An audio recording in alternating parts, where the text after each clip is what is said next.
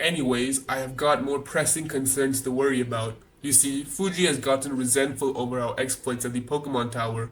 While he's not a master trainer, he certainly isn't to be scoffed at.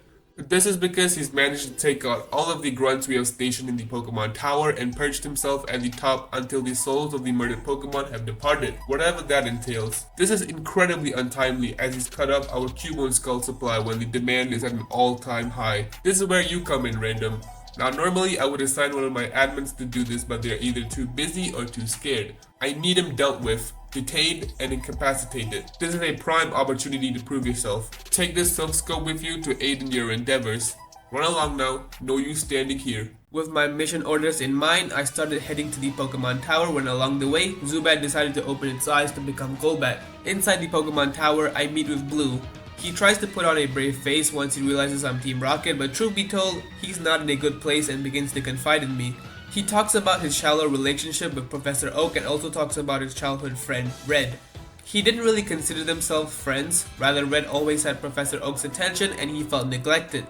Recently, Blue and Red had a fight in the SSN and unfortunately, Blue's Raticate would sustain injuries that it couldn't walk away from. That's why he was here really, to mourn his dead Pokemon. When he told Professor Oak about his loss, he merely suggested to catch a stronger one. That's cold, man. He hates Red and proclaims that one day he'll become the Indigo League champion. Such an unexpected relationship to form, but oh well, he decides to climb up with me to the top. Poliwag also evolved into a Poliwhirl during the climb, and with that we come face to face with the famous Marowak. This thing literally cannot hit me as it only knows ground moves, and Golbat being a flying type wasn't phased at all. Thou canst not call me for thine intentions are not pure. Thou hast come only to bring more harm upon my kind, to profit from agony and death. 'Tis the most despicable greed. Thou art evil. Evil. Evil. Evil. Hey man, I'm one of the good ones. I met with Fuji, who immediately attacks me after identifying me as Team Rocket. Alright, Fuji defeated. Nope, okay, nope, okay. I accidentally clicked yes. This is not good. We'll still a ditto, I guess. Oh no, I did not mean to do that. I'm a nice Team Rocket grunt. You disgusting hooligan. Yep, I'm sorry, yep. Okay, I'm sorry. He talks about how Giovanni couldn't beat Lance with the Cantonian army, yet he expects to overthrow him running an underground crime mob. He even suggests that he would turn a blind eye to Giovanni's criminal activities if he left him in Lavender Town alone, and then he talks about his ill experience with the Mewtwo project. He rambles on about the catastrophe, in air quotes, which I assume to be referring to Mewtwo itself, but boy was I in for a treat.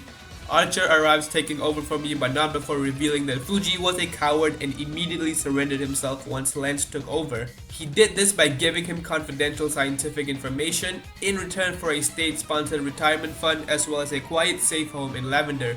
Fuji tries to stand his ground, bringing up the cubone skulls and asks what moral high ground we stand on. Archer replies truthfully by saying there is no moral high ground. Team Rocket knows what they are, and that is criminals.